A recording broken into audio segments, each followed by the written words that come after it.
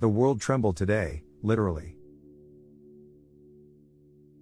At exactly 12:50 p.m. local time on March 28, 2025, a devastating 7.7 magnitude earthquake struck central Myanmar, sending powerful shockwaves rippling across the region. The epicenter was located near Mandalay, one of Myanmar's most densely populated cities.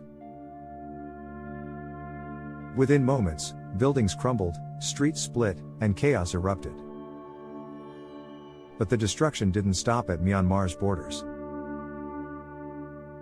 Tremors were felt over 1,000 kilometers away in Bangkok, Thailand, where glass shattered, people ran into the streets, and sirens pierced the air. In the heart of Mandalay, centuries of architecture fell in seconds. The historic Ava Bridge, a vital link and cultural landmark, collapsed under the violent shaking. Government buildings and residential apartments lay in ruins. Hospitals in Mandalay, Sagaing, and Naypyidaw were immediately overwhelmed, flooded with the injured and the grieving. Medical staff issued urgent appeals for blood donations as operating rooms filled beyond capacity. In a dramatic response, Myanmar's military-led government declared a state of national emergency across 6 regions: Sagaing, Mandalay, Bago, Magway, Shan State, and the capital, Naypyidaw. Emergency rescue teams and military units were deployed to search for survivors under collapsed structures and landslide zones. Cries for help echoed through rubble. Families clung to each other in open spaces, afraid to return indoors, fearing deadly aftershocks. But the disaster wasn't confined to Myanmar alone. In Thailand, tragedy struck in the heart of Bangkok, where a 30-story building under construction collapsed in the Chatuchak district. The collapse claimed at least 3 lives, with an estimated 90 workers trapped under twisted steel and concrete. Rescue workers labored through the night, using cranes, drills, and even their bare hands in a desperate attempt to reach the victims. Thai Prime Minister Paetongtarn Shinawatra declared Bangkok an emergency zone, mobilizing national resources and calling for calm. Urban evacuation protocols were enacted. Residents were ordered to leave structurally compromised buildings, as authorities warned of further seismic activity. Meanwhile, tremors were also felt as far as Vietnam, Laos, and parts of China's Yunnan province. High-rises swayed. Schools and government offices were evacuated. In Hanoi, Vietnam, and Kunming, China, citizens spilled onto the streets in fear, waiting for signs that it was safe to return. The international response was swift. India's Prime Minister Narendra Modi offered immediate support, pledging rescue teams, medical supplies, and humanitarian aid.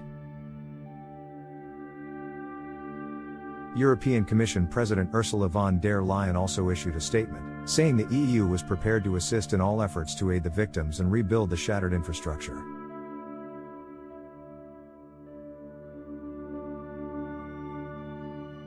The United Nations Office for the Coordination of Humanitarian Affairs, OCHA, activated emergency coordination channels to facilitate global response efforts. As of now, aftershocks continue to rattle the region, each one a terrifying reminder of the power unleashed earlier today.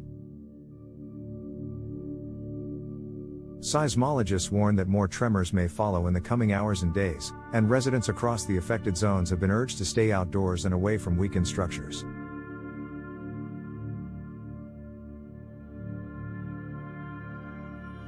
This earthquake is being described as one of the most destructive seismic events in Southeast Asia in decades. While the full extent of the damage is still being assessed, hundreds are injured, dozens confirmed dead, and tens of thousands displaced.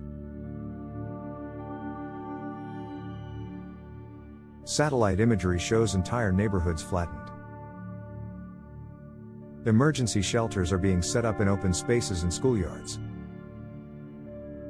Clean drinking water, food, and electricity are in short supply. The road to recovery will be long and difficult. But across both Myanmar and Thailand, the human spirit endures. People are lining up to donate blood. Volunteers are digging through rubble alongside professionals. Doctors, nurses, firefighters, and ordinary citizens are doing everything they can to save lives. In the face of disaster, resilience shines. But the questions remain.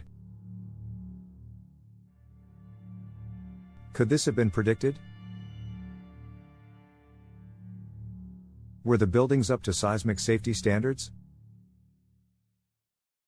Are these growing seismic risks a result of deeper tectonic instability, or simply the cost of urban growth in vulnerable regions?